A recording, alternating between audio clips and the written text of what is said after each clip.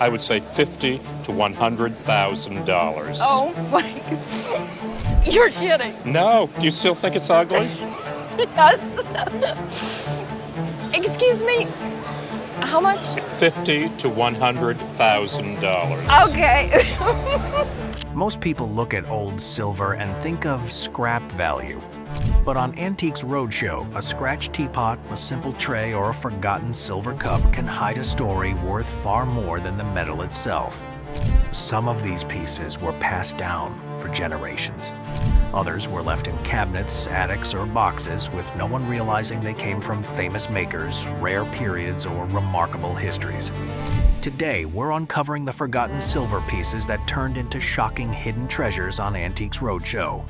Because once the experts found the marks, traced the provenance, and revealed the true craftsmanship, these ordinary-looking objects became worth way more than anyone expected.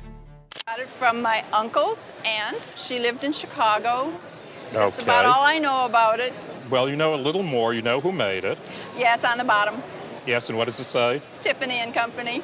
And what else does it say? Sterling silver and the Okay. letter. Sometimes an object can stay inside a family for years, while even the person who owns it has no idea what story it is actually carrying. This vase was exactly one of those cases. There was no collection record, no detailed history attached to it. All the owner really knew was that it once belonged to a relative who lived in Chicago. And at first glance, even the owner herself was not completely impressed by its elaborate appearance. But one tiny detail on the bottom immediately caught the expert's attention: the words Tiffany and Company. However, the surprising part was that even the Tiffany name was only the beginning of the story. After examining the silver marks, the expert realized that this vase was created during the period when Charles Louis Tiffany was still leading the company, a time when Tiffany was trying to prove that American craftsmanship could stand beside the greatest artistic centers of Europe. And this was not an ordinary sterling silver vase. The detailed enamel work, American turquoise, and carefully designed decorations showed that this was not something made for mass production. It was created as a showcase piece, a way to display the highest level of skill a craftsman could achieve. But the real turning point came when the expert connected the owner's family history with the history of the vase itself.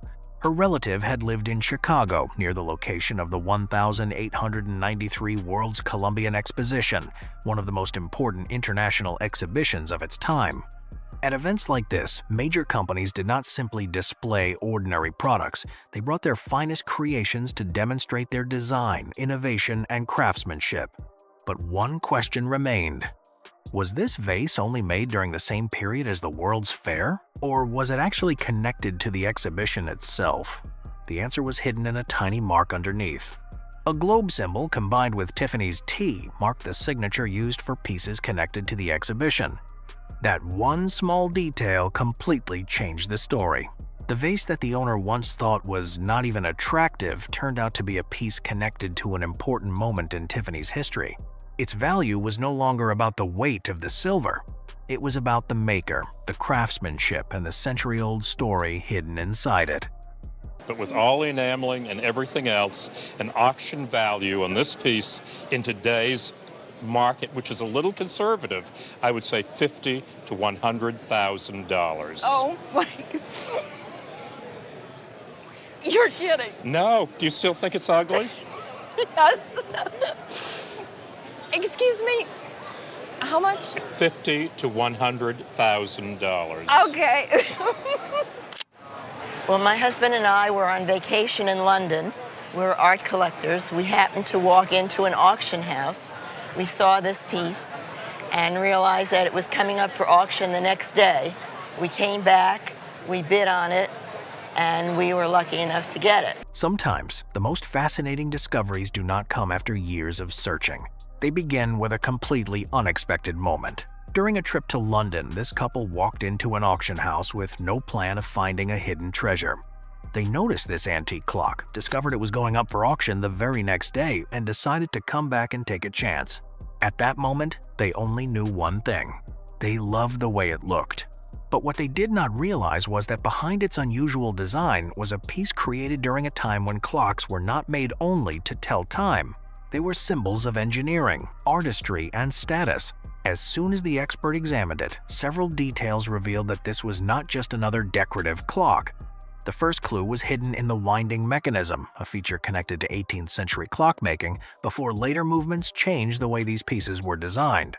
But the detail that truly made it stand out was the orbit mechanism. Instead of a traditional clock face with hands, this clock uses rotating rings to display the time, turning the entire object into a small mechanical performance. In the 18th century, high-end French clocks existed somewhere between science and art.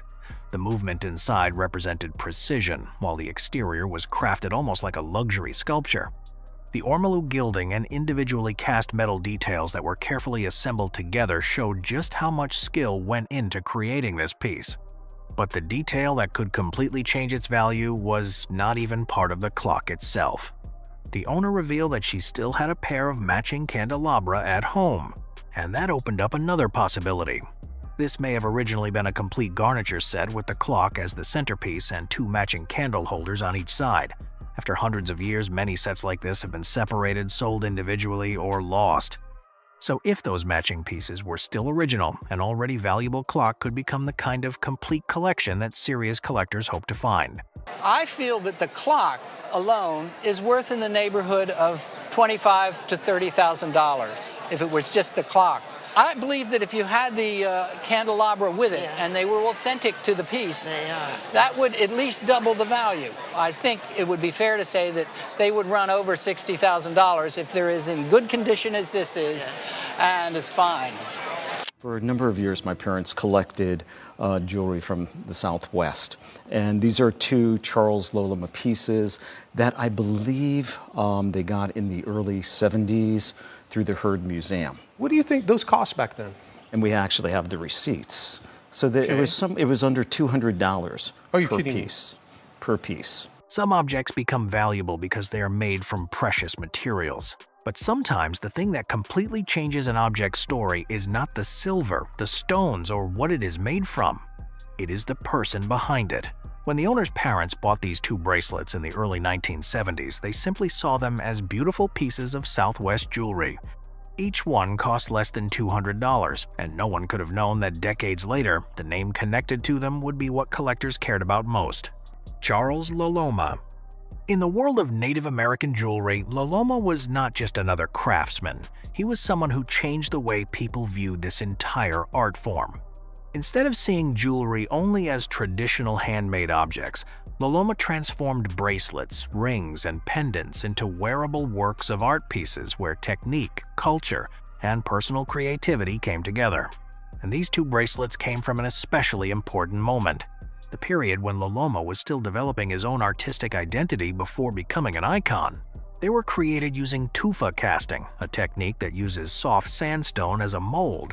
The artist carves the design directly into the stone before pouring molten silver inside to create the final piece. Because of this handmade process, every creation carries something unique. The lines, textures, and surfaces all preserve traces of the person who made them. But the design was only part of the story. These bracelets were also signed by Loloma and came with clear provenance from the Heard Museum, an important institution connected to Native American art. For collectors, this combination changes everything. It is not just a beautiful piece of jewelry. It is a work with a documented history, created during a defining period in the career of an influential artist. So even though the owner already believed they had increased in value over the years, the real number was still something she never expected. I would venture to say that in today's market, this bracelet alone, probably in the retail marketplace, about $25,000. Whoa. Can I sit down? Only kidding. Wow. Yeah.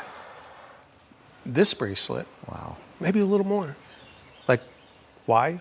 Because people like turquoise. And look at that great penetration through the stone.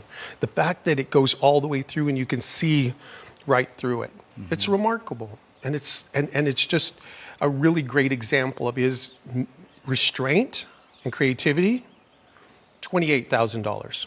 What they could not have known was that they were preserving pieces from the moment a major artist was beginning to create his legacy. A choice made from personal appreciation eventually became a part of the history of modern Native American jewelry. I actually inherited them almost 20 years ago. It was on my mother's side. They got to my mother from her uncle Robert, and then before Robert, it was with George. So from what I understand, these spoons were part of a story time. So for instance, Uncle Bob would, sit all the kids down and he would display the spoons. He said that they were Revere spoons, as in Paul Revere. Some objects are passed down because they are known to be valuable, but others survive through generations because of a story the family never wanted to forget. For this family, 6 small silver spoons did not begin as a treasure carefully protected behind glass. They were part of family story time, brought out as older generations told the children that these were Revere spoons. For years, it was simply a story passed down. A famous name. An old family object. But after more than 2 centuries, was that story actually true? The answer only appeared when the expert examined the tiny marks left on the silver. The maker's mark on the spoons confirmed a very important name, Paul Revere Jr. Today, many people remember Paul Revere because of his role in the American Revolution. But before becoming a historical figure, he was also one of the most important silversmiths working in Boston during the 18th century. At that time, silver pieces like these were not just everyday objects used at the dining table. They represented the skill of the craftsman, the status of the owner, and the period of history in which they were created. But these spoons carried another clue. The initials AA engraved on the silver could be connected to Anna Amory, a member of a prominent Boston family, and a name linked to records of Revere's silver work. That meant these spoons were not only marked by a famous silversmith, they could also carry a connection to their original ownership from more than 200 years ago. For collectors, details like this can change everything. An antique silver piece already has value, but a complete set of 6 still kept together, carrying the maker's mark and a story that can possibly be traced back through history that belongs to a completely different level. After generations of being preserved, what this family had kept was not just a group of silver spoons, it was a small piece of early American silversmithing history. Were these to come up in an auction of like property and well publicized, we'd expect them to carry an auction estimate of $20,000 to $30,000. Wow, really? If you were to want to have these insured, you'd probably be looking at a value closer to about $50,000 for the set of 6. Wow, that's amazing. That's amazing. These spoons were not just believed to be connected to Revere. They actually carry the mark of one of the most important figures in American silver history. They were my great-grandfathers. So my great-grandfather grew up in the same village as Josef Hoffmann in Czechoslovakia, and then they both moved to Vienna. And then my great-grandfather wanted to support him in his designs, and so he acquired these. Some objects are purchased because people already know they will become valuable. But sometimes, a hidden treasure begins with something much simpler. A small act of support for someone pursuing an idea. And that was how these 2 silver cups entered this family's story. The owner's great-grandfather grew up in the same village as Josef Hoffmann. Later, when both of them moved to Vienna and Hoffmann began building his career as a designer, he purchased these pieces simply to support someone he knew. But what he could not have realized was that he was not just buying a few silver objects. He was preserving a small part of a movement that would change the history of modern design. Josef Hoffmann was originally trained as an architect, but he believed that art should not exist only in large buildings. A chair, a cup, or even an everyday object could become a work of art if it was designed with the same level of care. That idea helped shape the Wiener Werkstatt, a group of artists and craftsmen in Vienna who wanted to remove the boundary between fine art and everyday objects. And these silver cups came from one of the most important periods of that movement. At first glance, they may appear very simple, but that simplicity is exactly what makes them special. The hand-hammered surface preserves the marks of the crafting process on the metal, reflecting Hoffmann's design philosophy. Beauty did not need to come from excessive decoration. It could come from shape, proportion, and the honesty of the material itself. But the detail that truly changed their value was hidden underneath. Josef Hoffmann's signature, the Wiener Werkstatt mark, and the craftsman's mark confirmed their origin. To collectors, these were not just 2 silver cups. They were pieces connected to a specific period, a design movement, and one of the most influential figures of the 20th century. Something originally purchased to support a friend had accidentally preserved a piece of Vienna modernism history. This is the high point of design in the early part of the 20th century, and Hoffmann was the master of design. I think a retail replacement value for them would be in the $30,000 to $50,000 range. Are you serious? Yeah. Oh my God. Wow, I had no idea. Holy cow. A simple decision to support someone they knew eventually became a connection to a moment when art, architecture, and design began to change. And more than a century later, these small cups were still telling the story of one of the people who helped shape modern design. Harry Bertoia made those pins, and I think there were some of the very first that he made. My sister worked in the dorms where he stayed at Cranbrook. He gave her one, and then he knew that she had two sisters. So three of us got the brooches, and I have those too. Do you remember about what year this was that you received them? Oh dear, I must have been in my teens. I bet it must have been about 16 years old. Okay. Late 30s, I would say so. Some objects are so small that it is easy to overlook the much bigger story hidden inside them. For years, these silver brooches were not treated like important works of art. They were simply family pieces that had been kept over time, and at one point the owner even considered selling them as ordinary pieces of silver. But their real value was never about the amount of silver they contained. It was about the person who created them. Harry Bertoia. Today, Bertoia is recognized as one of the influential names in 20th century modern design. But before becoming known for his metal sculptures and furniture designs, he began with something much smaller.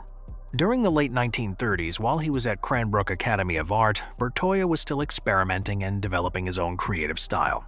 The brooches he made during this period were not mass-produced accessories. They were miniature works of art, and these silver brooches came from that important early chapter. Every detail was handmade. The curved metal lines, the way each part was connected, and the abstract forms all revealed ideas that Bertoia would continue exploring later in his larger works.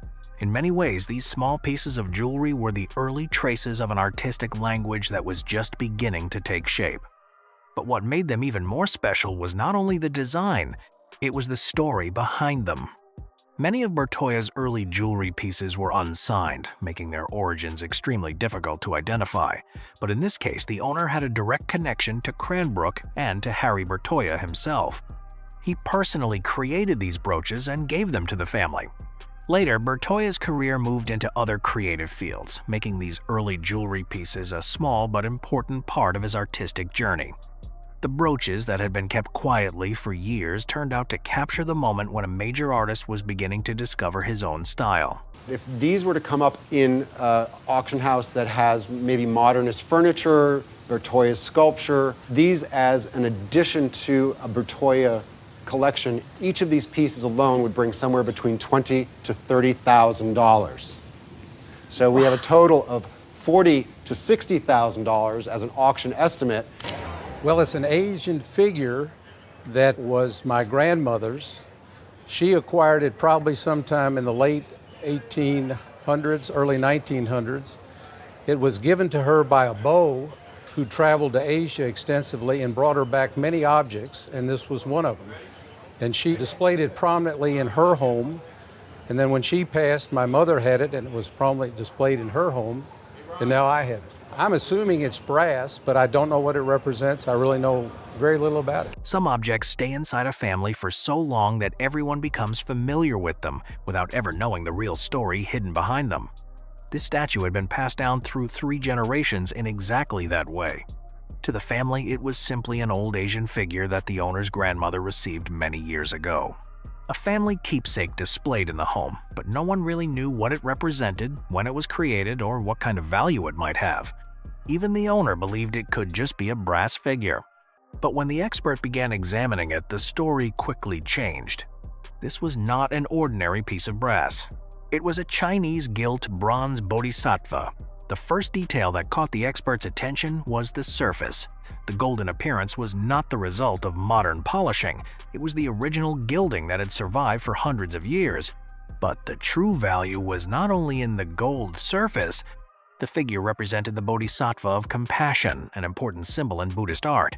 The arms surrounding the body were not just decorative details, they carried a deeper meaning, representing the ability to guide and help beings in many different ways. And the detail that made this discovery even more surprising was its age. This was not a souvenir purchased during a trip. The expert identified the figure as a piece from around the 17th century, dating close to 1650. That meant before it ever became a decoration inside this family's home, it had already survived through hundreds of years of history. For works like this, age is only part of the value. The craftsmanship matters just as much. From the expression of the face, the jewelry details, the lines of the clothing, to the way the hands were formed, every small element revealed the skill of the artist behind it. Even though the statue was missing its original lotus base, a detail that could have greatly increased its value, what remained was still enough to prove this was far more than a simple decorative object. A figure that had been misunderstood for years was actually preserving a story from nearly 4 centuries ago. Speaking to value in a retail setting, this would be $40,000. Wow. Had no idea. Absolutely no idea. That is fabulous. If this did have the original double lotus base, it would probably have a value of about $150,000. These have come down through my family. They belong to my grandparents. I just remember them being on a dining room table in New Orleans after my mother passed and we were dividing stuff up. My sisters didn't want them. Some objects are forgotten not because they have no value, but because after many years, no one truly knows what they are anymore. For this family, these 2 silver pieces were simply familiar objects that once sat on their grandparents' dining room table in New Orleans. When the family possessions were eventually divided, the others did not choose them, and that was the reason they remained in the family. But what was almost overlooked was not just a pair of decorative silver objects. They were connected to one of the most important periods in the history of British silver craftsmanship, the Victorian era. When the expert examined them, the small London hallmarks from the 19th century quickly revealed the first clues marks that could identify where a piece was made, when it was created, and the story it carried. The silver tureen was made in 1841 and reflected the Rococo Revival style, with flowing curves, shell-like patterns, and elaborate decoration that represented the luxury of that period. But it was not only created to impress guests at the dining table. The engraved symbols, including the family coat of arms, suggested that it may have been connected to an important event, possibly a wedding gift for its original owners. The second piece, the Ewer, was created more than 40 years later in 1883 and represented a completely different style. Instead of the softness of Rococo design, it carried stronger Gothic Revival influences. The satyr handle and real silver coins added to the body showed that this was not just an ordinary mass-produced object. And that was what made this pair so interesting. They were not simply 2 pieces made from silver. They represented 2 different moments of the Victorian period when styles, craftsmanship, and artistic tastes were constantly changing. For years, they were just familiar family objects. But the hallmarks, craftsmanship, and hidden details revealed that they were still preserving a piece of British silver history. I would say that for insurance purposes, the Tureen should be valued at $20,000. Pleasantly surprised. The Ewer, $10,000 insurance for that. All right. I may just have to hang on to them. But the most remarkable part was not just the appraisal number. It was the details left behind by the silversmith more than a century ago. Something that had once been a familiar part of a family dining room was actually preserving the craftsmanship, status, and style of an entire era. I remember as a child, I would go to my grandfather's house. This was something that was always sort of proudly displayed in the living room. His dad had passed it to him, and then it passed to my dad and passed to me. Are you a Baltimore family? I'm a Baltimore family, okay. Correct. Well, this is fabulous Baltimore silver. So we have a teapot, a coffee pot, and a covered sugar. Some objects stay in a family for so long that they become part of its memories. Everyone knows they are important, but not everyone knows the real story they have been carrying. For the owner of this silver tea set, it was not an expensive antique locked away for protection. It was something he remembered seeing as a child, proudly displayed in his grandfather's living room. Through the generations, the silver set was passed from his great-grandfather to his grandfather to his father and eventually to him. But what the family had preserved was not just an old silver set. It was a piece of American silver history from more than 200 years ago. When the expert examined it, he identified it as Baltimore silver, created by Charles Louis Boehme, a silversmith working during the early 19th century. At that time, silver coffee and tea services were not simply objects used to serve drinks. They represented status, refinement, and the social position of the people who owned them. A large silver service displayed in a home was a way for a family to show its taste and success. But what made this set special was not only its size, it was also the period and design behind it. Created during the Federal period, the set reflected the influence of European neoclassical design, focusing on balance, elegance, and carefully controlled details. Instead of relying on excessive decoration, its value came from proportion, craftsmanship, and the subtle quality of every line. The engraved details and family monogram also showed that it once belonged to a specific family, helping preserve the story behind the piece. For collectors, antique silver is not judged only by the amount of metal it contains. What matters more is who made it, when it was created, and the journey it has survived. After more than 2 centuries, many silver services have been separated, lost, or disappeared completely. But this Charles Louis Boehme set remained together and continued passing through generations of the same family. The scale is fabulous and a maker that is very desirable. And for insurance purposes, I would look at a figure at around $30,000. Wow, that's amazing. Do you think it's something that can actually be used? Can it be used with coffee and tea in it? Absolutely. I'm not sure. Brought in part of a tea set, which I inherited. My mother passed away in 2006, so I've had them for the last 12 years. My father purchased it at auction in San Francisco around 1961 or 62. The one story that I gathered from speaking with my sister is that my dad picked this up, brought it home, and my mom was furious with him for spending the money on something non-essential. Some objects are once seen as unnecessary purchases, but many years later, those same objects reveal that someone may have noticed something valuable that everyone else missed. When the owner's father bought this silver tea set at an auction in San Francisco in the early 1960s, the first reaction in the family was not excitement. His mother was actually upset because she believed the money had been spent on something they did not really need. But the piece that once caused disagreement remained in the family for decades. And the real story only began when the expert examined the small marks underneath. Those marks revealed that this was not an ordinary silver set, but a piece of Japanese silver craftsmanship made by Konoike. That origin brought the story back to the Meiji period, a time when Japan expanded its connections with the world and its craftsmen began introducing their skills to an international audience. During this era, many pieces were not created only to be used. They were created to demonstrate the highest levels of craftsmanship. And this coffee pot and teapot showed that through every detail. At first glance, the shape may look familiar to Western eyes, but the decoration carries a distinctly Japanese identity. The dragons were not simply placed on the surface. The artist transformed them into part of the entire design, from the lines wrapping around the body to the handle to the feeling of movement throughout the piece. Combined with the hammered finish on the surface, every detail showed that this was not a mass-produced object, but the work of a highly skilled craftsman. But what made the story even more interesting was that these two pieces were only part of the original set. The family still had many other pieces from the tea service. After more than 100 years, when many silver sets have been separated or lost, having a large set survive together can make a significant difference. This tea and coffee service is quite rare. They're in really good condition. The two objects you've brought here today, I would insure them together for $30,000. Okay. Wow. That's a lot considering what else is still unreviewed. All right. I better get them insured.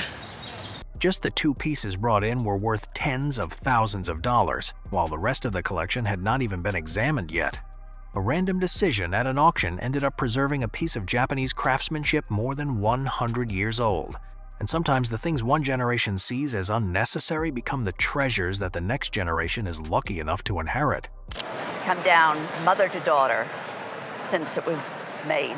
My aunt gave it to me because she didn't have a daughter. Well, it was made in the 18th century on Long Island by Elias Pelletreau, who was a Huguenot silversmith who was working in the middle of the 18th century, right through the Revolutionary period. Some antiques become special because they manage to survive for hundreds of years. But there are certain objects that carry something even more unusual. They survive while staying connected to the same story from the very beginning. This silver teapot was never a forgotten piece discovered in an antique store or an object that changed owners through different auctions. Since the moment it was made, it had remained inside one family, passed from mother to daughter through generation after generation. For the family, it was a tradition that had continued for centuries. But when the expert examined it, the story became much bigger than a family heirloom. This was a piece of American silver history dating back to the 18th century. The teapot was created around 1760 to 1765 by Elias Pelletreau, a Long Island silversmith who worked during the colonial period and continued through the years of the American Revolution. During that time, a silver teapot was far more than a simple household object. Tea was still considered valuable, and owning a piece like this represented the taste, status, and social position of the family who used it.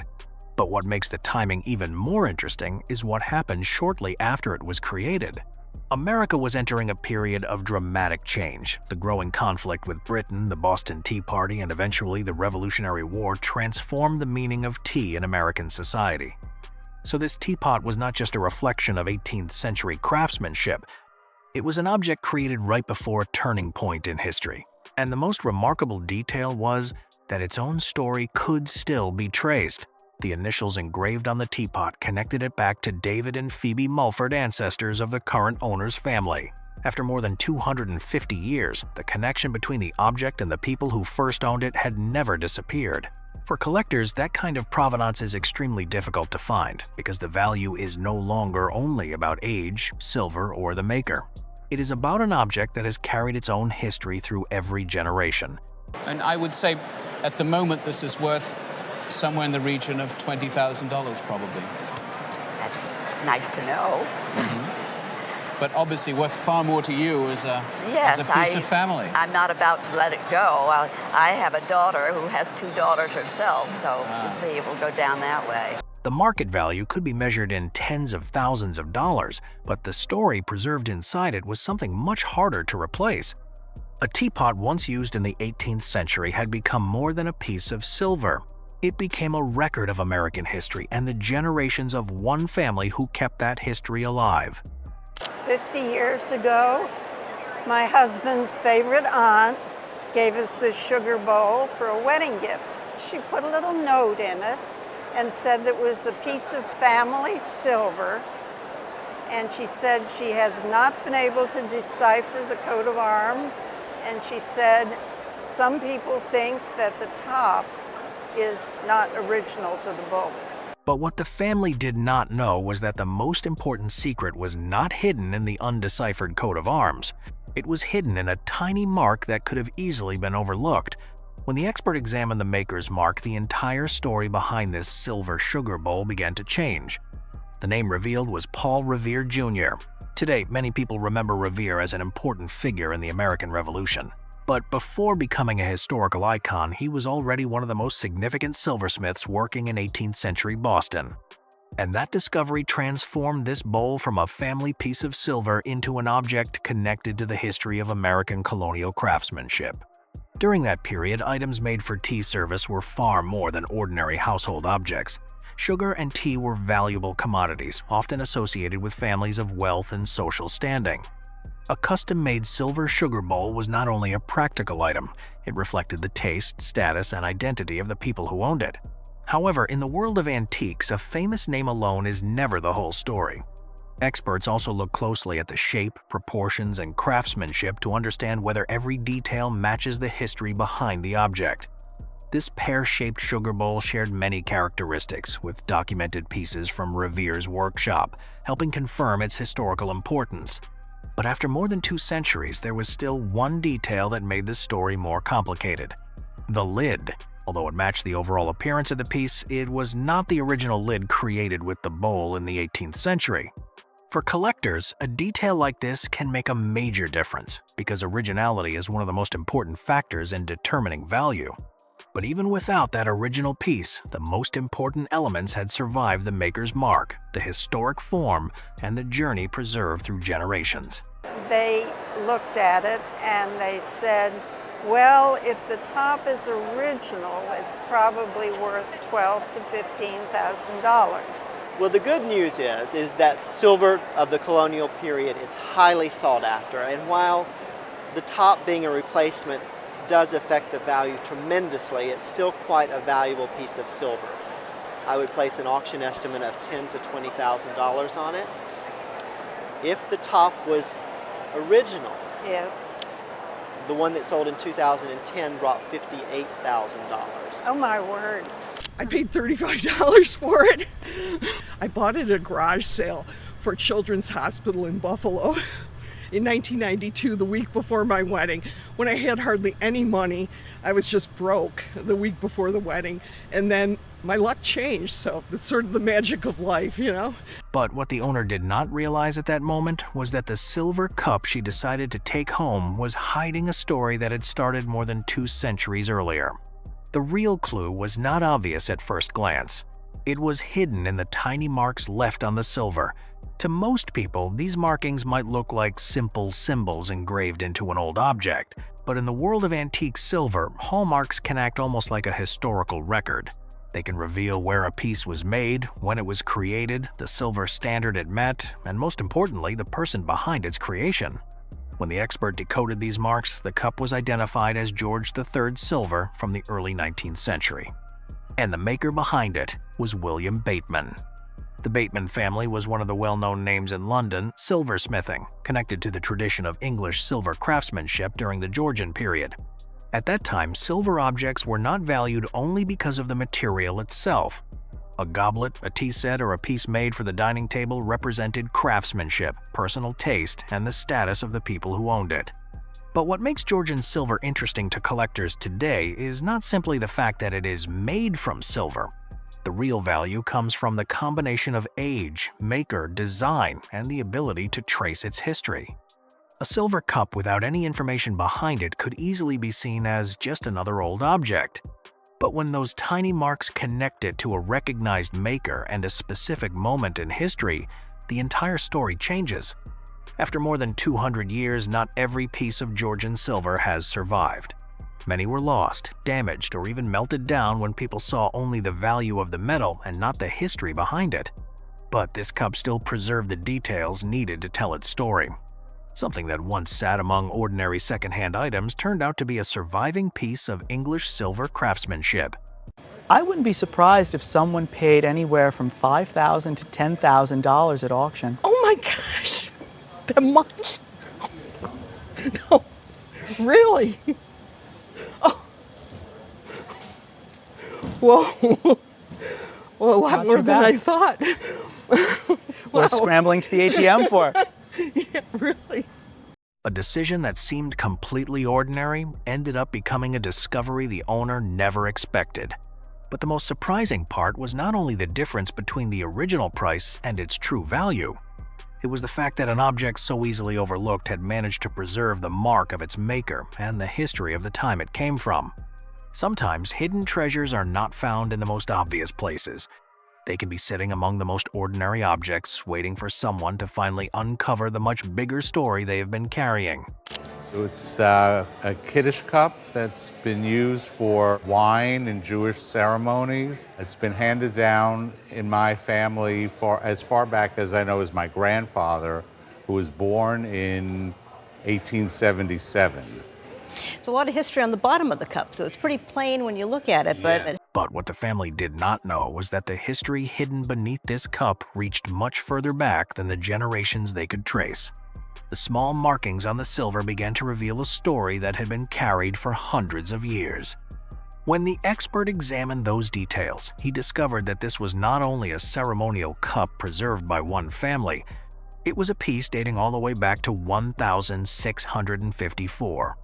That discovery placed the origins of this Kiddush cup more than 350 years in the past, in Augsburg, southern Germany, one of Europe's most important centers of silver craftsmanship during the 17th century. At that time, Augsburg was known for highly skilled silversmiths who created pieces for wealthy families, important collectors, and religious communities. A silver gilt object like this was valuable not only because of the material itself. It represented craftsmanship, careful finishing, and the ability to create something that was both beautiful and meaningful. But the most powerful part of this cup story was not only where it was made or how old it was the journey. It survived. Across generations, this object continued to stay with the family even as history around it changed dramatically. During the difficult events that affected Europe in the 20th century, this cup remained one of the pieces that continued with them. Not simply because it was made of silver, but because it represented tradition, memory, and a connection to the generations who came before. Many historical objects were lost through war and the passage of time. But this Kiddush cup survived. From the 17th century to the present, from Europe to America, from one generation to the next. Even with unanswered questions about the crest and maker's mark that still require more research, the journey this cup has already taken makes it remarkable. Because not every antique is able to carry its own story through hundreds of years of history. So on face value, knowing that it's 17th century, it's Augsburg, it's silver gilt, with a lot of questions still, I would say an auction estimate would be between $2,500 and $3,500. Okay. Its value can come from its age, its Augsburg origin, and the craftsmanship of the 17th century. But what makes it different is a journey that very few objects are able to keep. A small cup passed through hundreds of years of history, through major changes and difficult moments, only to remain with the same family that continued protecting its story. My mother gave it to me. It had been given to her for her 70th birthday, that was about 1990, by a very good old friend of hers who loved it. And she gifted it to my mother, and my mother gifted it to me, and I'm proud and thrilled to have it in my household. I think you should be. You know, it's older than us, it's older than your mother, and it'll be here a lot longer than we are. But what made this piece even more special was not just the journey it had taken through different generations. It was the craftsmanship hidden behind the silver surface. At first glance, it could simply look like an elegant silver pitcher displayed inside a home. But when the expert examined it more closely, the true identity of the object began to appear. This was an American sterling silver beer pitcher made by Gorham Company, one of the most important names in the history of American silver. And the reason this piece stood out was not only because of the Gorham name, it was because of how a simple everyday object had been transformed into a work of art. During the late 19th and early 20th centuries, high-quality silver pieces were not created only for practical use. They were also a way for skilled craftsmen to display their creativity, technique, and attention to detail. On this pitcher, every part of the decoration was connected to its original purpose. The design featured hops, the plant directly associated with making beer. But these details were not simply placed on the surface as decoration. The craftsmen incorporated them into the entire shape of the pitcher, from the body to the handle and the smaller surrounding details. To create this effect, artisans used complex hand techniques like hammering and chasing, giving the metal surface depth, texture, and a sense of movement. And this is what separated the piece from ordinary silverware. Its value was never only about how much silver it contained. Collectors look for the skill, the design, and the story of the people who created it. A normal pitcher could be used for a short period of time and eventually replaced. But a piece made with this level of craftsmanship could survive long after the world around it changed. There's nothing low rent about this. I'm going to give you an insurance valuation because I suspect, based on everything you've said, you're going to keep it in the family. I would put a value on it of $7,500. Oh, wow. Oh, wow. How nice. Wow. Just an exquisite piece of American silver. After years of being seen as a familiar object in the family, this silver pitcher was finally understood in a completely different way. It was not just a decorative item or something passed from one generation to another. It represented a period when craftsmen could take even an everyday object and turn it into a piece of art. And that is why a beer pitcher created more than a century ago continues to survive today as a small piece of American silver history. In 2001, my mom died, and I found this box in her safety deposit box. She was very frugal. She grew up poor, and then even though she wasn't so poor, she would go shopping in the Bronx, and my father would shop at Fifth Avenue. They traveled a lot through Europe, a lot to England. I would think he probably bought that box. I can't imagine her buying a box like that. But what made this small box truly interesting was not just the mystery of who originally bought it. It was the story of the person who created it. When the expert began examining the piece, what first appeared to be a beautiful silver box slowly revealed a much bigger identity. It was the work of Gerald Benney, one of the most influential British silversmiths of the 20th century. After World War II, British silver design entered a period of transformation. A new generation of makers began moving away from simply repeating traditional styles from the past. They wanted to create pieces that reflected a more modern era.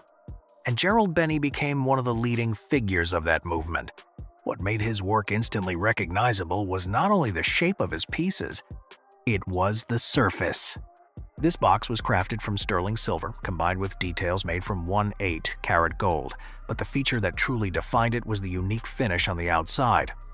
A technique that later became Benney's signature style, the bark finish. The deep textured lines across the silver created a natural effect similar to the surface of tree bark, allowing light to interact with the metal in a completely different way from traditional polished silver. And the most fascinating part was how this famous technique began. It came from an unexpected moment during the making process. Something that could have been considered a mistake eventually became the detail that defined his entire style. That is why the value of this box was never just about the silver or gold used to create it. Collectors see a design language, a unique technique, and the mark of an artist who played an important role in the history of modern British silver. Although the box itself is small, it contains many of the elements collectors search for: an important maker, a recognizable style, and clear proof of origin. The hallmarks, signature, and material marks underneath helped confirm the true story behind this small piece. An identical box to this one recently sold in June 2014 at auction in London for £3,750, which would be around $6,000 at auction. Right. Wow. I would estimate it at auction for anywhere between $5,000 to $7,000 to reflect that result. My mother would be turning in her grave with this. And what makes the story even more surprising is that something kept quietly for years carried the signature of one of the most important silver designers of the 20th century. Bought the Spurs, Chaps, and picture of my uncle. He was born in 1910. About 3 years old, it looks like, when he was wearing these. That all you see on the Spurs is silver and pavos. I believe the rows are a coin, cut out coin. But what the family did not know was that these small childhood items were preserving something much bigger than a memory. Hidden behind them was a piece of American Western cowboy culture from more than a century ago. When the expert looked closer, he quickly realized these were not ordinary children's costume pieces. They were made like real cowboy equipment, only created in a much smaller size. The first detail that stood out was the pair of chaps. For riders in the American West, chaps were not simply a fashion accessory. They were practical gear designed to protect a rider's legs while working on ranches, traveling through rough terrain, and spending long hours on horseback. This particular pair was known as shotgun chaps, a narrower, more fitted style connected to the traditional cowboy era before wider designs became more familiar. But the surprising part was the size. A piece like this, made specifically for a child, was not something commonly produced, and it was likely custom made. However, the detail that truly caught the expert's attention was the pair of spurs. At first, their origin could have been misunderstood, but the craftsmanship started revealing a different story. The silver inlay, the decorative details, the star-shaped rowel design, and the name added onto the surface all pointed toward one maker. Joe Bianchi, an Italian-born spur maker who worked in Texas.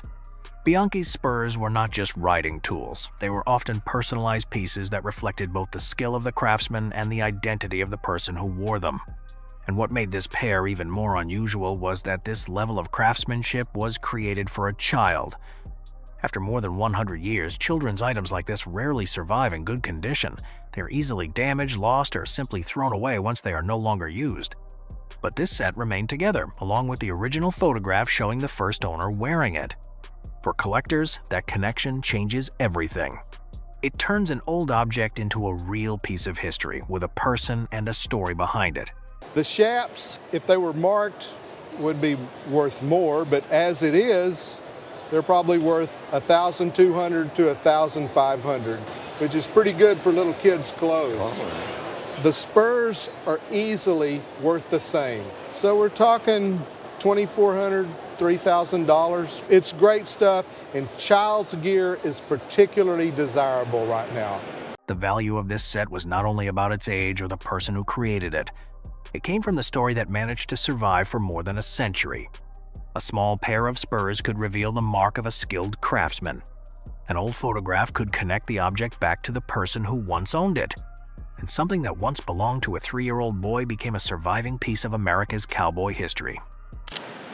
This tea set was owned by my great uncle.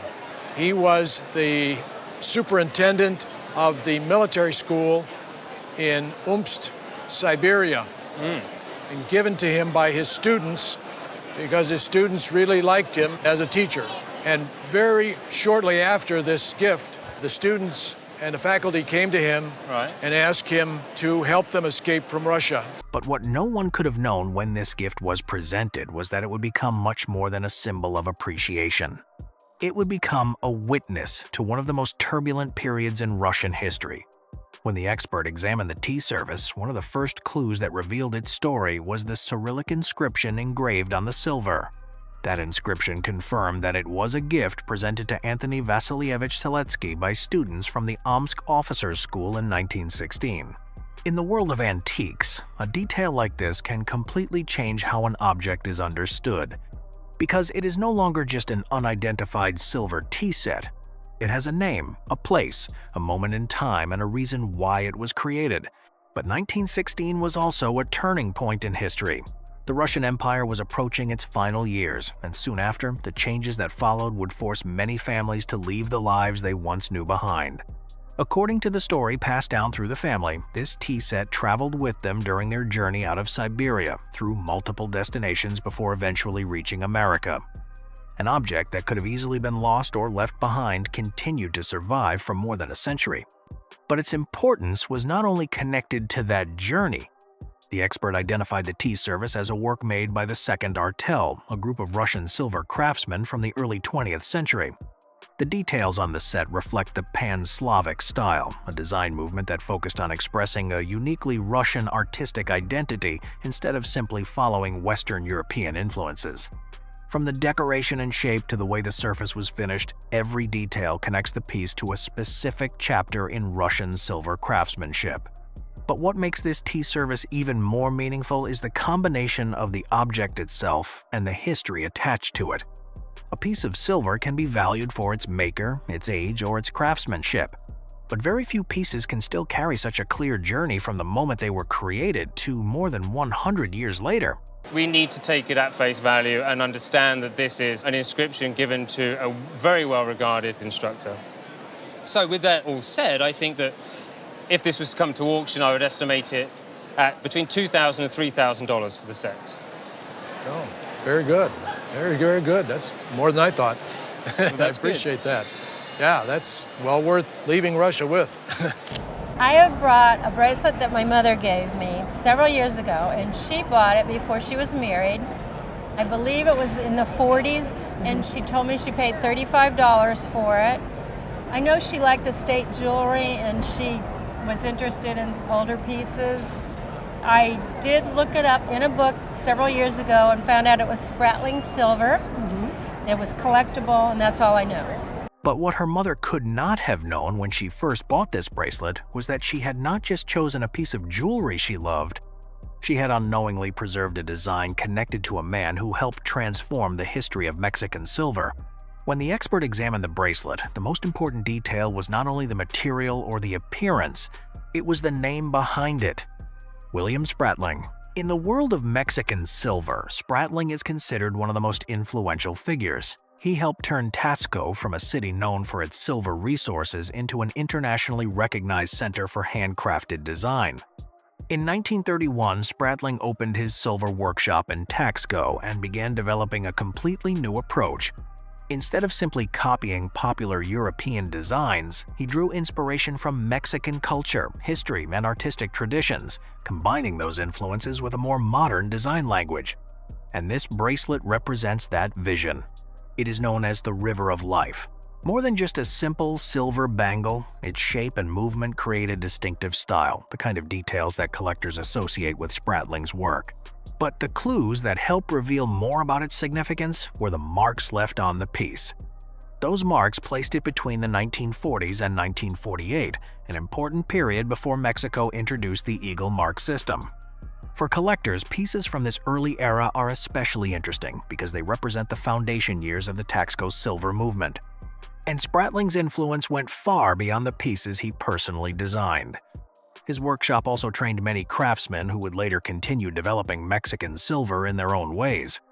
That is why the value of a bracelet like this is not only measured by the amount of silver used, it comes from the maker, the period when it was created, and the role it represents in the history of Mexican jewelry.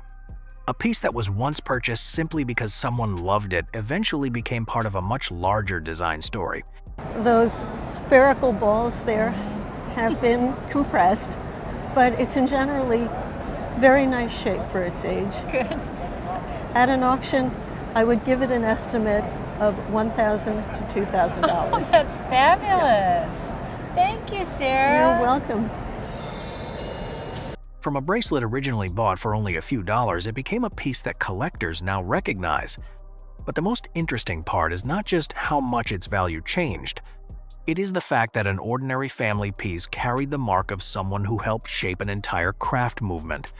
A small silver bracelet from Taxco ultimately became a story about William Spratling and the legacy he left behind in 20th century design history. It's an inkstand that's been handed down in my family for several generations. My mother gave it to me. It's been in your family for a very long time, Oh, yes. at least since probably the 6 or 7 generations. Yeah. It's not strictly speaking an inkstand. But what the family didn't realize was that the object passed down for all those generations was actually telling a slightly different story.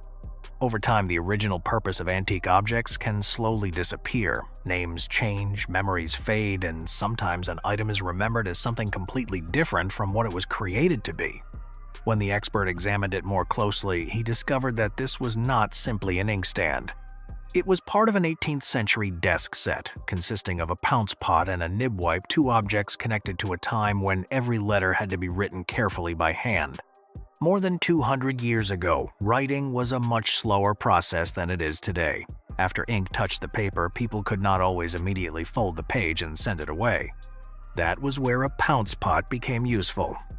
A small object that might seem almost forgotten today was once part of the everyday process of communication. But the most interesting part was not only what it was used for, it was when and how it was made. The piece dates to around 1770 to 1780, during the Georgian period in England, a time known for balanced, elegant, and carefully crafted designs. Instead of relying on size or dramatic decoration, its beauty came from smaller details, the delicate openwork, the proportions, and the attention given to the overall form. Another unusual clue was its small size, which led the expert to believe that it may have once belonged on a woman's writing desk. But there was also one detail that could easily be misunderstood. Despite its silver appearance, this was not solid silver. It was old Sheffield plate, an important 18th century technique developed before modern electroplating existed. By bonding a layer of silver over another metal, craftsmen could create objects with the appearance and elegance of silver while making them more accessible than solid silver pieces. So the real value of this object was never only about the metal itself.